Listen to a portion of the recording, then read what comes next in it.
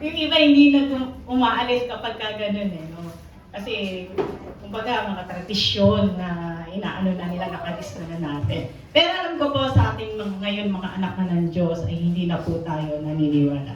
Amen? So mga kapatid, ang ating pag-aaralan today is about sa mga katotohanan at tradisyon. Ayan. So, at ang ating gagamitin na version is ang bagong Biblia at New King James Version. Liban lamang kung may iba pa po tayong gagamitin na ibang version. So let me read for you yung ating Bible verse. Basahin po muna natin. Ito po ay sa Colossus chapter 2 verse 8. At ito ay mayroong kaugnayan sa mga tradisyon na hindi ayon sa ating Panginoong Jesus. Amen? So ayan. Si Apostol Pablo po nagsulat niyan sa Book of Colossians, sa New Testament. Ito, sabi niya, kayo'y mag-ingat, baka sa inyo'y may bumihag sa pamamagitan ng filosofiya at walang kabuluhang pandaraya, ayon sa tradisyon ng mga tao, ayon sa mga simulain ng sanlibutan, at hindi ayon kay Kristo. So, praise the Lord po sa pagkakabasa ng kanyang banal na kasulatan. So, kung titignan po natin dito, ay isa po itong magandang paalala sa ating lahat, sa ating mga anak ng Diyos. Amen? At ano ba ang tinatawag na tradisyon? Yeah. So, may kaugnayan po yan doon sa ating pamagat kanina, yung katotohanan at tradisyon. Ayan. At kanina rin yung iniwan kong question sa inyong lahat. Paki-omasan pala ako. Ano ba ang tradition? Ay, basahin ko muna sa English. Ang ganda rin sa English. So, beware lest anyone cheat you. Cheat sa Tagalog, panliling lang, nalinlang. Sa ibang version, captive, binihag, bumihag. Ang dami po siya. Cheat you through philosophy and empty deceit. Ayan, kanina sa devotion ni Pastor Wendell, nabanggit yung deceitful heart. Mapanling lang na puso. Ayan. According to the tradition of men, according to the basic principle of the word, and not according to Christ. Ayan. Ano pa ang tinatawag na tradisyon? Sabi nila sa Merriam-Webster, tinagalog ko na siya, ang tradisyon daw ay minana, establisado, kalakaran ng ugalian ng kaisipan, gawa o gawi ng katulad ng pangrelihiyon, na gawi o panglipunan ng kagawian. So, pinaka-main point po dito, ang tradisyon daw ay minana. Pag sinabi po nating minana, ito po ay galing pa sa ating mga ninuno noon, sa mga kaninunuan natin. At ayon din sa pangalawang ibig sabihin ng tradisyon, ito ay naging kaugalian na tradisyon, alamat. Pag sinabing alamat, hindi yan totoo. Tama? Kumbaga, wala siyang pinagbabasehan, walang pinagmulan, hindi alam kung saan nanggaling. At ito ay pinapasa-pasa na lang sa mga mula sa nakaraan na generation, papunta sa bagong henerasyon. At tinatawag din itong salig-saling-sabi. So, ibig sabihin, walang nakasulat na pagtuturo, walang teaching na written. Wala po. Hindi katulad ng ating doktrina, yung aral, may pinagbabatayan po tayo. Ito ay ang salita ng Panginoon. Amen? Yan daw yung sabihin ng tradisyon. Ito yung mga bagay na naipasa-pasa. Nagpasa-pasa na yan. At hindi mo na alam kasi nanggaling. O yun nga, yung pinaka-main point na mana. At ginagawa pa yan noong unang panahon. So, ibig sabihin, nakakistan na. Nakaugalian na namin to eh. Ito na yung ginawa na namin. So, ayaw na namin baguhin. Di ba? Ito na yung mga ng maninuno namin. Parang ganun siya. Yun yung ibig sabihin ng tradisyon. So, sa Colossus chapter 2 verse 8, sinulat to ni Apostol Pablo sa mga tiga-Colossus kasi ito yung isa sa mga burden talaga ni Apostol Pablo kasi noong mga panahon na yan, maraming mga nagsusulputan ng mga false prophets, mga maling katuruan, so iba-iba. So talagang binigyan niya ng pinag-iingat niya yung mga taga-Colossus. At wag din po nating sasabihin o iisipin na, ay, tiga Colossus lang yan. Pwede rin po natin i-apply ito sa panahon natin ngayon. Kasi di ba, ang dami-daming mga kuro-kuro, ang daming mga opinion, mga idea na nababasa natin sa social media. Ang daming mga trending. Ngayon nga may trending 2016. 2026. So after 10 years ago, kung ano yung itsura ng mga trend. Ngayon mga, pero titignan naman natin, hindi naman siya masama kasi okay naman siya. So may mga tradition na kung titingnan natin, hindi po siya naayon sa ating Panginoong Yesus. Mga kapatid, ang pinag-uusapan po natin dito ay mga tradisyon na hindi ayon kay Kristo. Yan. So para malinaw po tayo lahat. Amen? Kaya nga yung verse natin, hindi ayon kay Kristo. So bakit pa tayo pinag-iingat? Dalawang bagay ang kailangan natin tayo mag-ingat. Sabi rito, sa pamamagitan ng filosofiya at walang kabuluhang pandaraya. Yung walang kabuluhang pandaraya, madali po siyang maintindihan. Madali po natin maunawaan yan kasi parang ang dating is dinadaya ka, pero walang kabuluhan, walang kakwenta-kwenta, walang kasensen, kumbaga parang wala namang dating, ganyan, pero nadadaya ka. So yun. Yung filosofiya, isinulat po ito ni Apostol Pablo sa Greek word na philosophia. Ayan, philosophia. So parang tinagalog lang, philosophia. Philosophy, that is Jewish, di nakikita yung sophistry.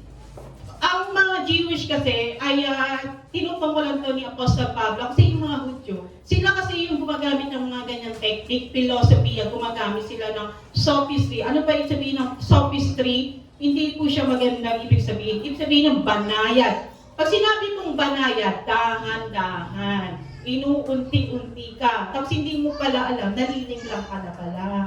Kasi hindi pwedeng biglain ka. Kasi pag binigla ka, baka magalit ka. O kaya hindi mo siya tanggapin. So, ginagawa nila, banayad. Dahan-dahan kang nalilinglang. Akala mo totoo, akala mo okay, akala mo maganda, at akala mo, totoo talaga siya kasi maganda yung presentasyon, maganda yung pagpapaliwanag dahil magaling yung magsalita. Nakakita na ba kayo na gano'n? Ang galing mag-sales talk. Pero, at napapa-oo ka talaga. Pero hindi mo pala alam, nalilinglang ka pala. Hindi mo alam, naloloko ka na pala. Kaya ito po yung paalala ni Apostol Pablo. Nadadaya po tayo, mag-ingat po tayo dahil baka nalilinlang tayo sa pamamagitan ng magandang filosofiya, gumagamit ng sophistry, banayad na mapapaninglang, at walang kabuluhang pandaraya. Okay? So, ang sophistry, may kaugnayan din siya sa sophism. Ang sophism ay isang argumento. Yan. Nagkakaroon ng argumento, nakala mo totoo, alam mo, wasto. Pero kung titignan mo, pagbabasihan mo, at kung aaralin mo talaga siya ng mabuti, wala palang kakwenta-kwenta yung pinagsasabi nila. Kaya napakaganda po tayong mga anak ng Diyos. Dapat po ay inaaral talaga po natin. Kumbaga maging matalas, maging maingat po tayo. Ayan, sino na magandang paalala po sa atin to sa Colossus chapter 2 verse 8. Mag-ingat po tayo. Sabihin mo sa katabi mo, mag-ingat ka. Ingat ka. Yan, mag-ingat ka. Nakakita na ba kayo na isang tao na pag pumasok sa mall, yung gusgusin siya? Di ba hindi siya pinapansin ng mga sales lady? Kasi inaano nila, ay wala pera yan, hindi yan bibili. Pero pag may pumasok na isang tao na ang ganda ng suot, talagang glamorous, pero ano pala? Kawatan. Diba? Naliling lang. Hindi, kumbaga kaya tago tayo dapat hindi po tayo judgmental. Tama po ba? Ayan. So mga kapatid, ang sophistry, hindi po siya magandang salita kasi naliling lang tayo sa pamamagitan ng banayad na paniling lang. And then yung sophism ay may kaugnayan sa salitang sophistry, isang argumento na akala mo okay, alam mo, tama pang sa papel, tama naman yung mga letra, tama naman yung mga sagot, pero pag tinignan mo, may mali. Ito, lalo na pag sa katuruan ng Diyos. Kaya akala mo, maganda, ay okay to, masaya to, may pag-ibig, may gumagamit pa ng salita ng Diyos, pero pag titignan mo, wala pala yan sa kakwenta-kwenta, wala pala. Kumbaga naliling lang po kasi tayo. Kaya kailangan po natin mag-ingat, kailangan po natin mag-aral. Kaya ito pong paksa natin ay napaka-importante at napakahalaga na tayo po'y dumadalo ng mga ganitong gawain. Napakahalaga na nag-aaral tayo salita ng Diyos kasi para hindi po tayo naliling lang. Amen? So, sabi nga sa Colossus chapter 2 to 8, so pag ulit-ulit natin binabasa yan, makakabisado natin yan eh. Kayo'y mag-ingat, baka sa inyo may bumihag sa pamamagitan ng filosofiya at walang kabuluhang pandaraya. Yaan pong dalawang bagay na yan ay pinag-iingat tayo ni Apostol Pablo, and then may kaugnayan po yan ayon sa tradisyon ng mga tao. May mga tradisyon po ba tayong alam na nakikita natin na hindi ayon kay Kristo? Kung titingnan po natin yan, bumabangga po yan sa salita ng Diyos. Kung paaaralin natin yan, hindi po yan papasa. Kung tatanungin natin, papasa ba yan sa standard ng Lord o babagsak ba yan?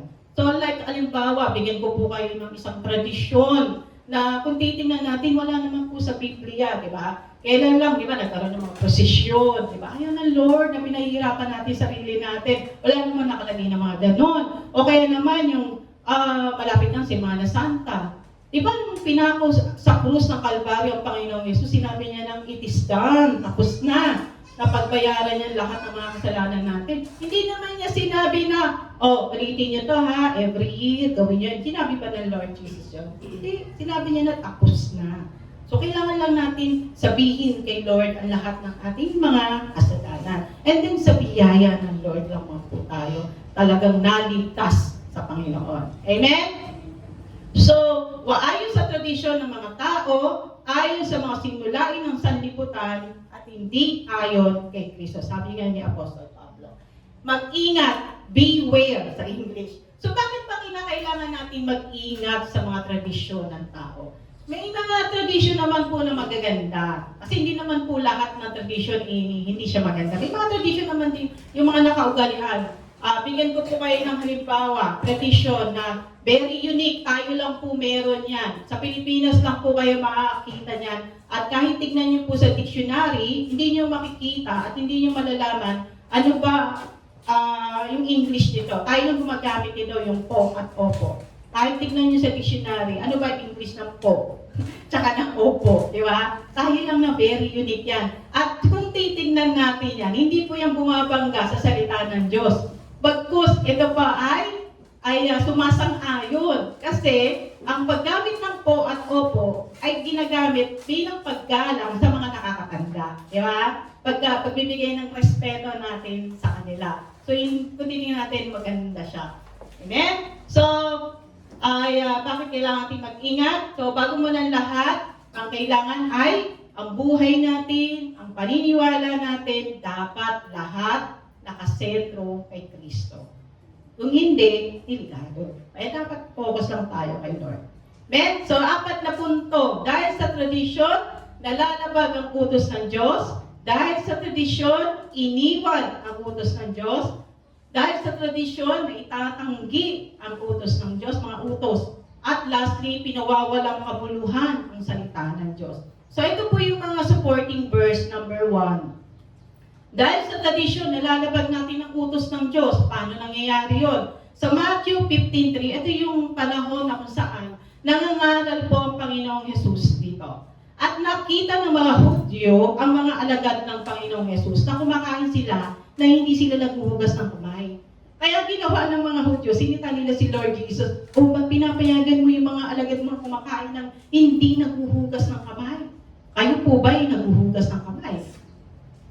Naghuhugas tayo ng kamay, di ba, bago tayo kumain, di ba? At sa mall, hindi naman tayo naghuhugas ng kamay bago tayo kumain sa restaurant kasi hindi kutsara tinidor naman yan, di ba? Kami po, pagkagaling namin sa labas, bago kami gumawa ng ibang bagay, naghuhugas kami ng kamay ni Pastor Weber. Kasi naniniwala tayo na ay madumi, di ba? Hindi yung reason natin dahil sa religious reason. Naghuhugas tayo ng kamay dahil sa kalusugan. Ito kasing mga Hudyo, nagkaroon kasi sila ng tradisyon noon na kinakailangan maghugas sila ng kamay bago sila kumain. Kasi naniniwala sila na kapag hindi sila naghugas ng kamay, yung pagkain na kakainin nila, magkakaroon ng dumi, nagkakasala sila sa Diyos. Yun ang paniniwala nila. Kaya sinita nila yung mga alagad ng Panginoong Yesus. Kayo ba, pwede nyo bang sabihin sa kapatid nyo na sabihin nyo sa kanya na, O maghugas ka ng kamay kasi magkakasala ka sa Diyos. Pwede mo ba sabihin yun? Hindi. Naghuhugas tayo ng kamay dahil sa kalusugan. Amen? So ito nga, sabi ng Lord Jesus, bakit naman yun nilalabag ang utos ng Diyos? Dahil sa inyong mga tradisyon. Titingnan natin, no, bumabangga siya. Di ba? Kasi, nag-quote ang Panginoong Yesus, hindi nagkakasala ang tao sa pamamagitan ng pumapasok na pagkain sa kanya, kundi yung lumalabas sa kanyang bibig. Kasi ito'y nanggagaling sa puso. Kaya walang kinalaman ang pagkain sa kaharian ng Diyos. Amen? Kaya dahil sa tradisyon, nalalabag ang utos ng Diyos. Number 2, dahil sa tradisyon, iniwan ang utos ng Diyos. Ayan, binabaliwala natin ang utos ng Diyos at sinusunod natin ang tradisyon ng tao. Katulad nga na binigay yung halimbawa kanina, ay nakita natin, di ba, yung mga prosesyon, yung mga kung anong mga titingnan natin, bumabangga talaga siya sa salita ng Diyos. Pero dahil sasabihin natin, nakagis na namin to eh. Ito na yung ginagawa ng mga magulang namin, mga ninona namin, noong una pa lang, tsaka marami ng mga namatay dito eh. Diba? Sa kanyang utos ng Diyos, ito na muna dito sa tradisyon ng magulang ko. Kaya, dahil sa tradisyon, naiiwan natin ang utos ng Diyos. Katulad nga na sinabi ko kanina, titignan at susuriin po natin mabuti kung ito ba ay naaayon sa salita ng Diyos. Number 3, dahil sa tradisyon ay tatanggi. Ayan. So magandang paraan ng inyong pagtanggi sa utos ng Diyos upang masunod ang inyong mga tradisyon. So, naitatanggi natin, we're laying aside yung mga commandments, yung mga utos ng Diyos. Mga kapatid, paano ba natin malalaman ang utos ng Diyos? Sa pamamagitan ng pagbabasa ng Biblia. Diba doon natin nalalaman yan? Kaya napakaganda, basahin po natin ang salita ng Lord. Kasi doon natin nalalaman ang salita ng Diyos. At lalo na po, di ba, syempre, ngayon po na tayo yung mga anak ko Diyos, dapat habang tumatagal, habang lumalalim po tayo, dapat na alam natin yung utos ng Diyos, nakikita natin ano ba yung hindi at dapat natin sinusunod. Ayan, dahil sa tradisyon, ay tatanggi natin ang utos ng Diyos. And then, napapawalang kabuluhan yung pagsamba natin sa Panginoon kung tayo ay patuloy na sumusunod sa mga tradisyon na yan. Kaya mga kapatid, dapat sinusuri po natin mabuti yan. Baka naman sa kasusunod natin sa mga tradisyon na yan, lalabag na natin ang utos ng Diyos. Naiiwan na natin ang utos ng Diyos. Naitatanggi natin ang utos ng Diyos. At napapawalang kabuluhan natin ang utos ng Diyos. Kaya dapat po napakahalaga na basahin po natin ang salita ng Diyos na iniwan po sa atin. Kaya po yung mga, titingnan natin, may mga tradisyon naman na okay, katulad na kanina, yung binigyan kong halimbawa, yung paggamit ng po at opo, yung pagmamano, di ba? Tingnan natin magandang kaugalian yan. Pero kung titingnan natin yung ibang mga tradisyon na tingin mo na yung, wala naman nakasulat sa Biblia yan, eh. Wala naman nakasulat na kailangan pahirapan natin ating mga sarili bago tayo patawarin ng Diyos, di ba? Wala naman nakasulat na gano'n. Kailangan lang natin tanggapin natin ang Panginoong Yesus bilang tagapagligtas ng ating buhay. Amen? Yan. So, inulit ko lang. So, tandaan natin ha, dapat mag-ingat po tayo sa mga tradisyon na hindi ayon kay Kristo. Kasi baka mamaya, kahit anak na tayo ng Diyos, kahit tayo ay mga leaders na, ay may mga tradisyon pa rin tayo na sinusunod na hindi naaayon kay Kristo. Mga kapatid, ay akala natin ay okay siya, akala natin masaya, pero kung titignan at aaralin natin ito, ay bumabangga sa salita ng Panginoon. Kaya mag-ingat po tayo.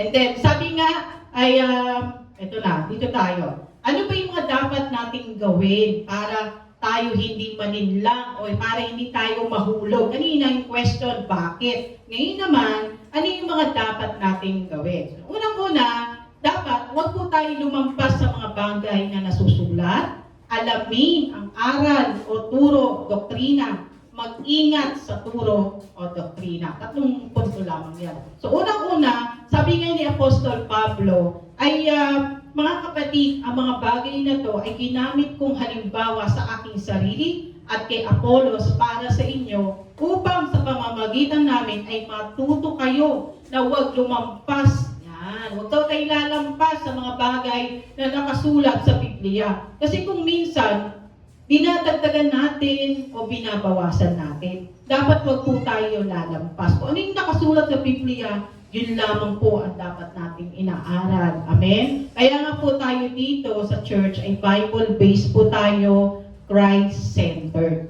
Ang Panginoong Yesus ang nasa kalagitnaan natin at lahat ng mga tinuturo natin dito ay nasa Biblia.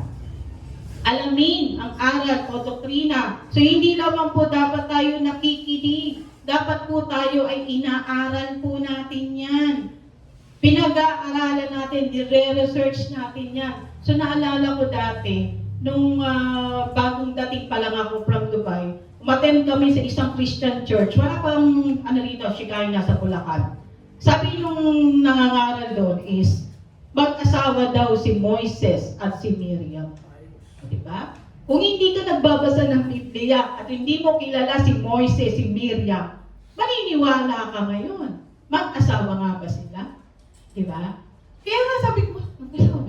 Diba? Kaya kung ano yung tinuturo nung nangangaral, siyempre, paniniwalaan mo yung papakinggan kung hindi ka nag-aaral. Kaya sabi rito, alamin ang aral o turo o doktrina. So hindi basta-basta nakikinig lang tayo, hindi basta-basta naniniwala agad tayo, kailangan po natin inaaral yan. Pangatlo, mag-ingat sa turo at doktrina. Sabi nga rito, ingatan mo ang iyong sarili at ang iyong pagtuturo. Kaya po yung mga nangangaral dito sa harapan sa pulpit, hindi po madali ito.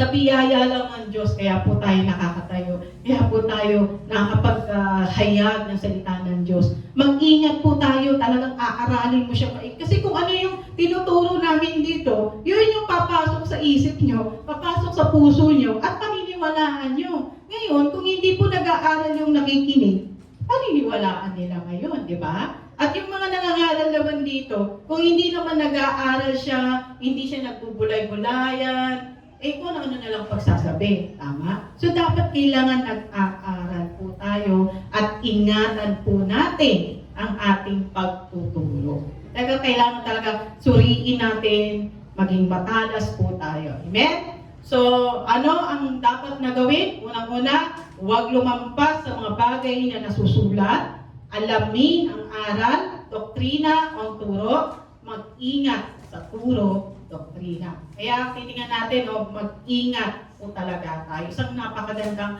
paalala po ito sa ating lahat. Sa ating lahat po ito, mag-ingat po talaga tayo. And then ano pa yung mensahe ng main verse po natin sa Colossus chapter 2 verse 8. Sabi dito, hawakan mabuti ang turo.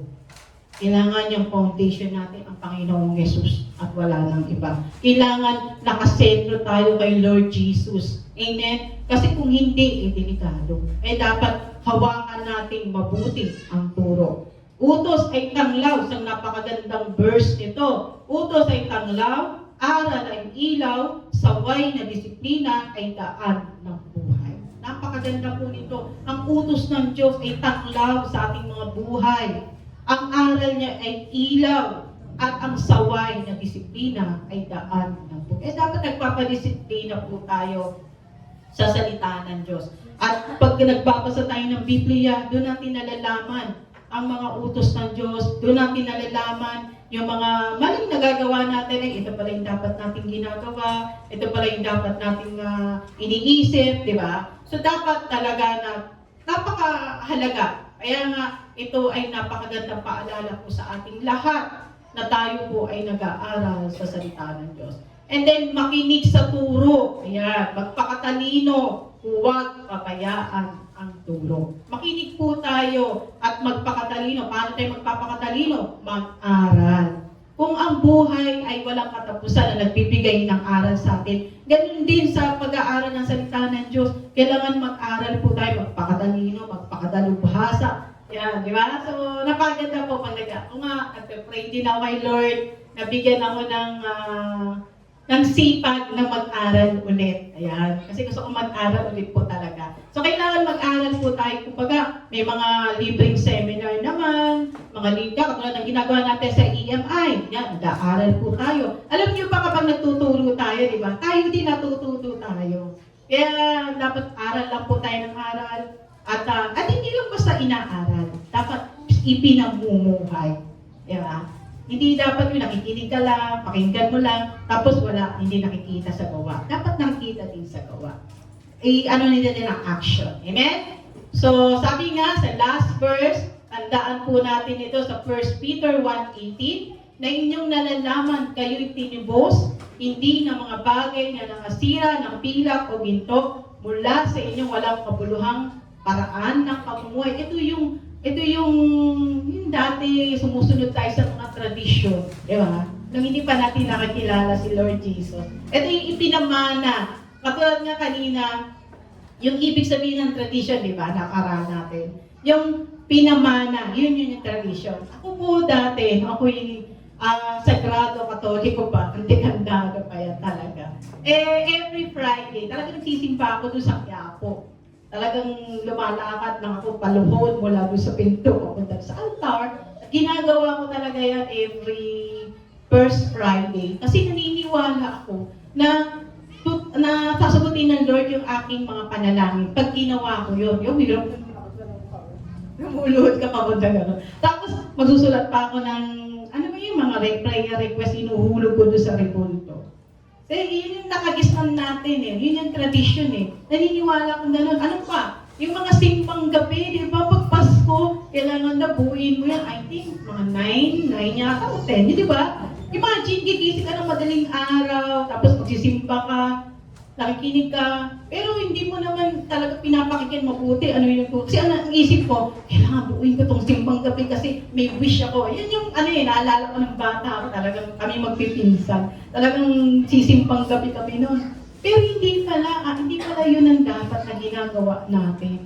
Nung nagbabasa tayo ng Biblia, doon mo malalaman ano ba yung dapat na ginagawa. Kaya nga yung mga ipinamana sa atin ng ating mga magulang, kung nakikita natin ito po ay bumabangga sa salita ng Diyos, ay huwag po natin siyang gawin. Amen? Yung may mga tradisyon naman na magaganda, tulad ng pagmamano, yung paggamit ng po at opo, yan. Tapos yung pag-aasikaso sa mga bisita, yan mga magagandang tradisyon. Marami pa.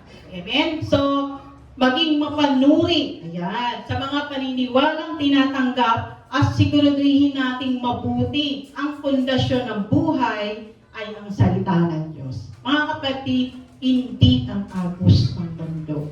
Salita ng Diyos dapat ang pundasyon natin. Amen? So, mga kapatid, beware the tradition of men, follow Christ. Sundin natin ang Panginoong Yesus. Follow the Word and not the tradition of men. Amen? So, soli Deo Gloria. Amen. So, palakpakan natin ang Panginoong Diyos. Right?